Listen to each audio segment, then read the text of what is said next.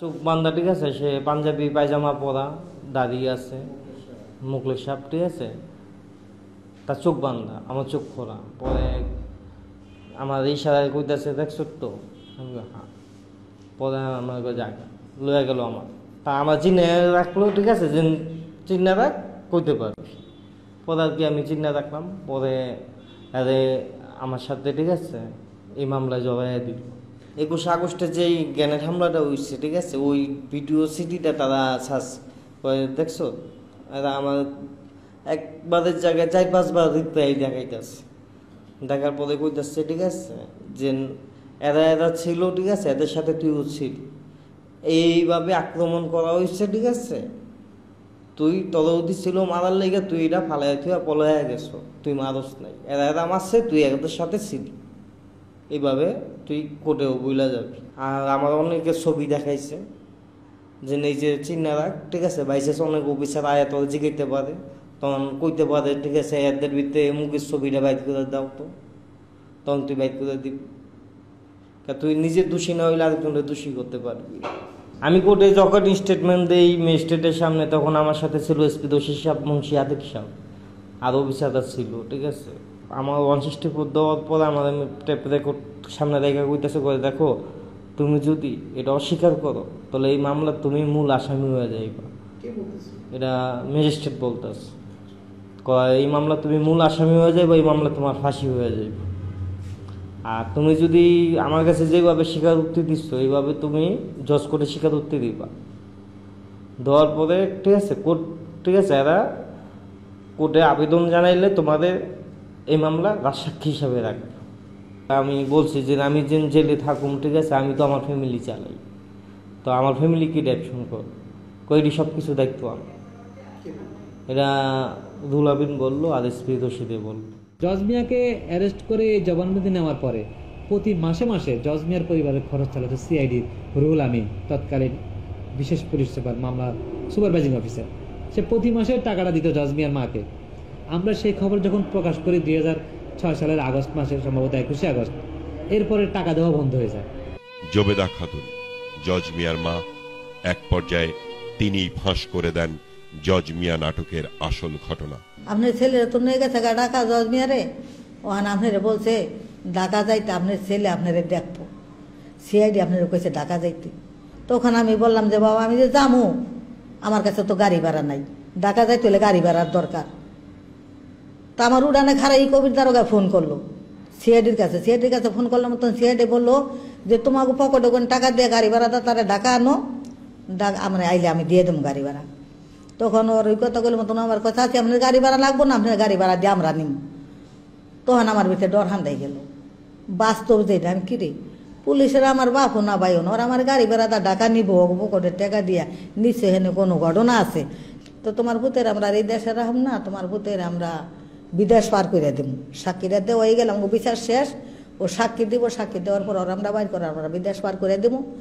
আর তোমার আমরা যে টাকা পয়সা দিতে আছি তুমি নিবা, খাইবা, কারো কাছে মুখ খুলবা না, তোমার কাছে অনেক লোক যাবো, কারো কাছে কিছু কইবা না, তুমি মুখও খুলবা না, তুমি খালি কইবা যে আমি কিচ্ছু জানি না, সব জানে আমার পুতে।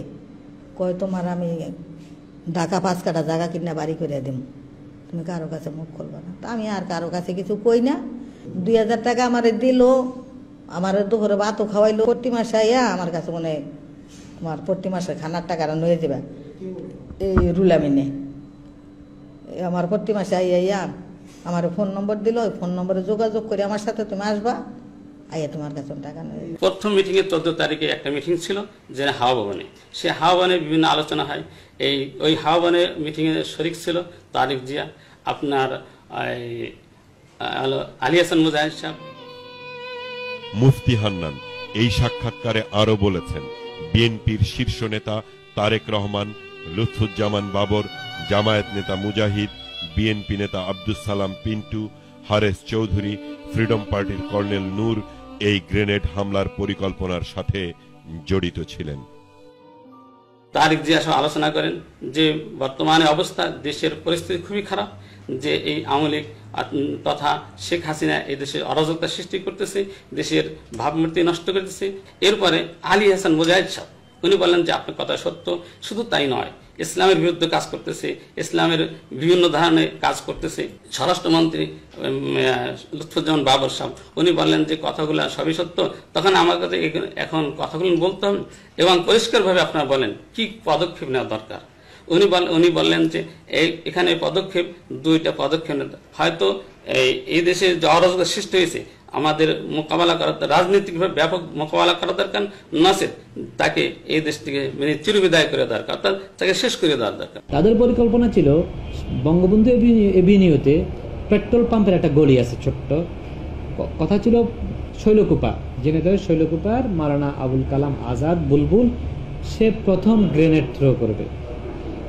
তাদের পরিকল্পনাটা এমন ছিল যে প্রথম যে ট্রাকের উপর যে মঞ্চ তৈরি করলো স্টেজ, সে স্টেজের সামনে প্রথম গ্রেনেডটা মারবে। সে গ্রেনেডটা মারলে কি হবে, যে মানুষ ভয়ে পালিয়ে যাবে, পালিয়ে গেলে স্টেজের জায়গাটা পরিষ্কার হয়ে যাবে। তখন আরেকজনের দায়িত্ব ছিল সে এসে ট্রাকের ভিতরে স্টেজে গ্রেনেড, সেকেন্ড গ্রেনেড মারবে, যেটা হচ্ছে সরাসরি শেখ হাসিনার উদ্দেশ্যে, আর বাকিরা যার পজিশনে গ্রেনেড থ্রো করবে। তো তাদের পরিকল্পনা মোতাবেক যখন শেখ হাসিনা বক্তৃতা শেষ করলেন, জয় বাংলা জয় বঙ্গবন্ধু বলে দিলেন, এরপরে কিন্তু উনি নেমে যাওয়ার কথা, উনি কিন্তু নেমে যাননি। পটু সাংবাদিকের অনুরোধে উনি আবার আরো 1 মিনিটের মতো অপেক্ষা করলেন। এই 1 মিনিটে কিন্তু হেরফের হয়ে গেছে।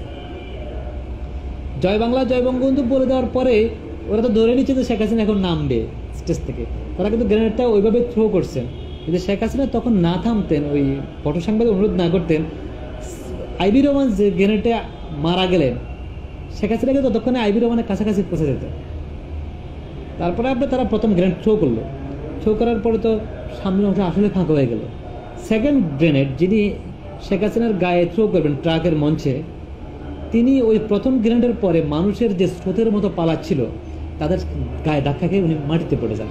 গ্রেনেড হামলার ব্যাপারে মুফতি হান্নান আরো বলেছেন, হওয়ার পরে ওরা মোবাইল করে জানায় যে এই ধরনের হয়েছে এবং এই ব্যাপার এই কারণে হয়েছে, কোনো ডিসিপ্লিন ছিল না এবং স্টেজ কখন কোথায় হবে এটা প্রথমে জানাচ্ছিল। হঠাৎ করে স্টেজ হয় এবং মানুষজন খুব ভিড়ের কারণে এরা পশ্চিম সাইডে এবং দক্ষিণ সাইডে অবস্থান করে এবং অন্যরা জামাত ইসলামের যারা লোকজন ছিল প্রায় 15 জন, তারা কোথায় অবস্থান করছে কেউ খুঁজে না পাইতে হঠাৎ করে ওরা বললো যে এই কারণ ছিল যে হঠাৎ করে দক্ষিণ সাইড থেকে একটা গ্রেনেড আসে, আসার পরে মানুষ ছিন্ন বিচ্ছিন্ন এবং অন্য যারা গ্রেনেড নিক্ষেপ করছে সব উপরের দিক গেছে এবং উপরেই ফেটে গেছে এবং বিক্ষিপ্ত হবে অনেকগুলো গ্রেনেড, প্রায় ওরা বলছে 15 থেকে 20-30টার মতন গ্রেনেড উপরে ফেটেছে এবং ফেটেছে, মানুষ ছিন্ন বিচ্ছিন্ন হয়ে গেছে।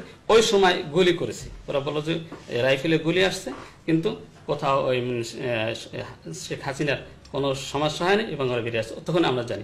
তদন্তে জঙ্গিদের বাইরে আরো 2টা সেকশনের লোক এখানে আসামি হলো।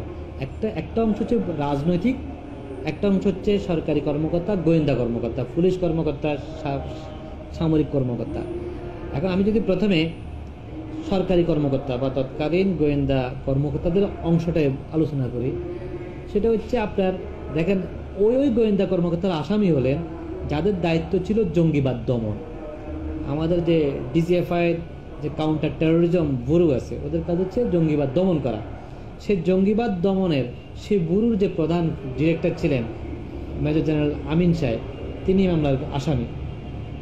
তার যে সহযোগী ছিল লেফটেন্যান্ট কর্নেল সাইফ, এই মামলার আসামি। ওরাই কিন্তু আদালতে স্বীকারোক্তিমূলক জবানবন্দি দিলেন। এই যে এই মামলার আজকে সম্পর্কে আসামি হলো আপনার মাওলানা আব্দুস সালাম। মাওলানা শেখ আব্দুস সালাম হচ্ছেন হরকাতুল জিহাদের এই দেশের প্রতিষ্ঠাতা আমির। তিনি আফগান রণাঙ্গনে একজন বড় কমান্ডার ছিল, খোস্ত রণাঙ্গনে যুদ্ধ করেছেন। সে মাওলানা আব্দুস সালাম, শেখ ফরিদ